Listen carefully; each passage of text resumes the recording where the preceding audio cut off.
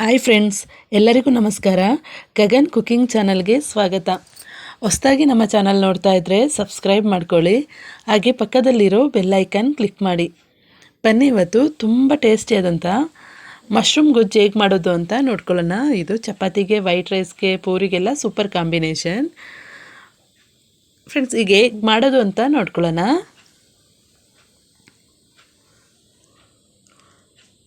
ನಾನಿಲ್ಲಿ ಮಶ್ರೂಮ್ನ ಈ ರೀತಿ ಕಟ್ ಮಾಡಿಕೊಂಡು ಇದನ್ನು ಒಂದು 2ರಿಂದ 3 ಸತಿ ತೊಳೆದಿಟ್ಟಿದ್ದೀನಿ.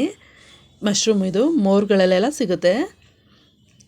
ನನ್ನ ಪ್ಯಾಕೆಟ್ ಮಶ್ರೂಮ್ ಬರುತ್ತಲ್ಲ, ಅದು ತಗೊಂಡು ಮಾಡ್ತಾಯಿದ್ದೀನಿ. ಈಗ ಇದಕ್ಕೆ ಮಸಾಲೆ ಏನೇನಂತ ನೋಡ್ಕೊಳ್ಳೋಣ. ಇಲ್ಲಿ ನಾನು ಧನಿಯಾ ಒಂದು 2 ಸ್ಪೂನ್ ಆಗೋಷ್ಟು, ಹಾಗೆ ಬ್ಯಾಡಗಿ ಮೆಣಸಿನ್ಕಾಯಿ ಒಂದು 6ರಿಂದ 7 ಇದನ್ನು ಚೆನ್ನಾಗಿ ಫ್ರೈ ಮಾಡ್ಕೊಂಡಿದ್ದೀನಿ. ಸ್ವಲ್ಪ ಎಣ್ಣೆ ಸ್ವಲ್ಪ ಹಾಕ್ಬಿಟ್ಟು ಗರಿ ಗರಿ ಆಗಬೇಕು, ಅಲ್ಲಿವರೆಗೂ ಫ್ರೈ ಮಾಡ್ಕೊಳ್ಬೇಕು. ಹಾಗೆ ಇಲ್ಲಿ ಈರುಳ್ಳಿ, ಶುಂಠಿ, ಬೆಳ್ಳುಳ್ಳಿ, ಲವಂಗ ಒಂದು 4, ಚಕ್ಕೆ 2, ಶುಂಠಿ ಒಂದು ಅರ್ಧ ಇಂಚಷ್ಟು ಇಷ್ಟನ್ನು ರುಬ್ಕೋಬೇಕು. ಸಪ್ರೇಟಾಗಿ ರುಬ್ಕೊಳ್ಬೇಕು. ಈರುಳ್ಳಿ,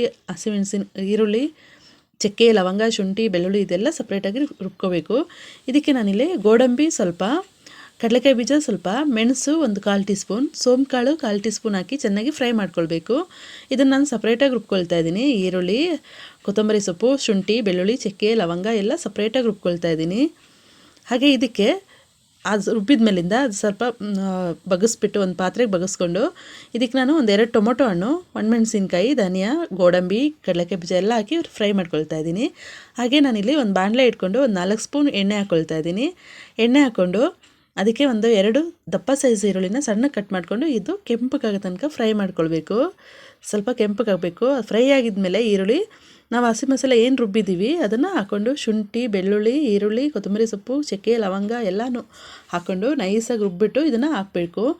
ಇದು ಹಸಿ ಸ್ಮೆಲ್ ಹೋಗೋ ತನಕ ಚೆನ್ನಾಗಿ ಫ್ರೈ ಮಾಡ್ಕೊಳ್ಬೇಕು. ಇದು ಚೆನ್ನಾಗಿ ಫ್ರೈ ಆಗ್ತಿದ್ದಂಗೆ ನಾವಿಲ್ಲಿ ಅರಿಶಿನ ಪುಡಿ ಅರ್ಧ ಟೀ ಸ್ಪೂನ್ ಹಾಕ್ಕೊಂಡು ಇದನ್ನು ಚೆನ್ನಾಗಿ ಫ್ರೈ ಮಾಡ್ಕೊಳ್ಬೇಕು. ಇದ್ರ ಜೊತೆಗೇ ಮಶ್ರೂಮು ಹಾಕ್ಕೋಬೇಕು. ತೊಳೆದಿಟ್ಟಿದ್ವಲ್ಲ ಆ ಮಶ್ರೂಮು ಹಾಕಿ ಚೆನ್ನಾಗಿ ಎಣ್ಣೆನಲ್ಲೇ ಫ್ರೈ ಮಾಡ್ಕೋಬೇಕು. ಸ್ವಲ್ಪ ರುಚಿಗೆ ಸ್ವಲ್ಪ ಉಪ್ಪು ಹಾಕ್ಕೊಳ್ಬೇಕು. ಇದಕ್ಕೇ ಮಶ್ರೂಮು ಫ್ರೈ ಆಗ್ತಿದ್ದಂಗೆ ಈ ಮಶ್ರೂಮ್ ಜೊತೆಗೇ ನಾವು ಮಸಾಲ ಏನು ರುಬ್ಬಿದ್ದೀವಿ, ಧನಿಯಾ, ಒಣಮೆಣಸಿನ್ಕಾಯಿ, ಕಡಲೆಕಾಯಿ ಬೀಜ, ಗೋಡಂಬಿ, ಮೆಣಸು, ಸೋಂಕಾಳು ಸ್ವಲ್ಪ, ಜೀರಿಗೆ ಸ್ವಲ್ಪ ಇಷ್ಟನ್ನು ನೈಸಾಗಿ ರುಬ್ಕೊಂಡು ಇದ್ರ ಜೊತೆಗೆ ಹಾಕ್ಕೊಳ್ಬಿಡ್ಬೇಕು. ಟೊಮೊಟೊ ಹಣ್ಣು 1-2 ಹಾಕಿ ರುಬ್ಕೊಂಡು ಹಾಕ್ಬೇಕು. ಇದಕ್ಕೆ ಹಾಕಿ ಚೆನ್ನಾಗಿ ಇದನ್ನು ಫ್ರೈ ಮಾಡ್ಕೊಳ್ಬೇಕು. ಹಾಗೆ ಜಾರ್ ತೊಳೆದು ಸ್ವಲ್ಪ ನೀರು ಹಾಕ್ಕೊಂಡು ಕುದಿಯಕ್ಕೆ ಬಿಡಬೇಕು. ಇದನ್ನು ನೋಡಿ, ಈಗ ಮಶ್ರೂಮ್ ಜೊತೆಗೇ ಇದು ಚೆನ್ನಾಗಿ ಆಗ ಮಶ್ರೂಮು ಬೇಯುತ್ತೆ, ಮಸಾಲೆನೂ ಚೆನ್ನಾಗಿ ಕುದಿ ಬರುತ್ತೆ. ಅವಾಗ ಚೆನ್ನಾಗಿ ಕುದಿದ ಮೇಲಿಂದ ಒಂದು 5 ನಿಮಿಷ ಮುಚ್ಚಿಡಬೇಕು. ಚೆನ್ನಾಗಿ ಕುದಿಯಕ್ಕೆ ಬಿಡಬೇಕು ಇದನ್ನು. ಈಗ ಫ್ರೆಂಡ್ಸ್, ಚೆನ್ನಾಗಿ ಕುದಿ ಬಂದಿದೆ ಇದು. ಈಗ ಇದು ರೆಡಿಯಾಗಿದೆ. ಮಶ್ರೂಮ್ ಗೊಜ್ಜು ರೆಡಿಯಾಗಿದೆ. ಇದು ಚಪಾತಿಗೆ, ವೈಟ್ ರೈಸ್ಗೆಲ್ಲ ತುಂಬ ಚೆನ್ನಾಗಿರುತ್ತೆ. ಹಾಗೆ ಅಷ್ಟೇ ಹೆಲ್ದಿ ಫುಡ್ ಕೂಡ ಇದು. ಫ್ರೆಂಡ್ಸ್, ಈ ರೆಸಿಪಿ ನಿಮಗೆ ಇಷ್ಟ ಆಯ್ತಂದರೆ ಪ್ಲೀಸ್ ಕಮೆಂಟ್ ಮಾಡಿ, ಲೈಕ್ ಕೊಟ್ಟು ಶೇರ್ ಮಾಡಿ. ಹಾಗೆ ಗಗನ್ ಕುಕಿಂಗ್ ಚಾನಲ್ಗೆ ಸಬ್ಸ್ಕ್ರೈಬ್ ಆಗಿ. ಈ ವಿಡಿಯೋ ನೋಡಿದ್ದಕ್ಕೆ ಎಲ್ಲರಿಗೂ ಧನ್ಯವಾದಗಳು.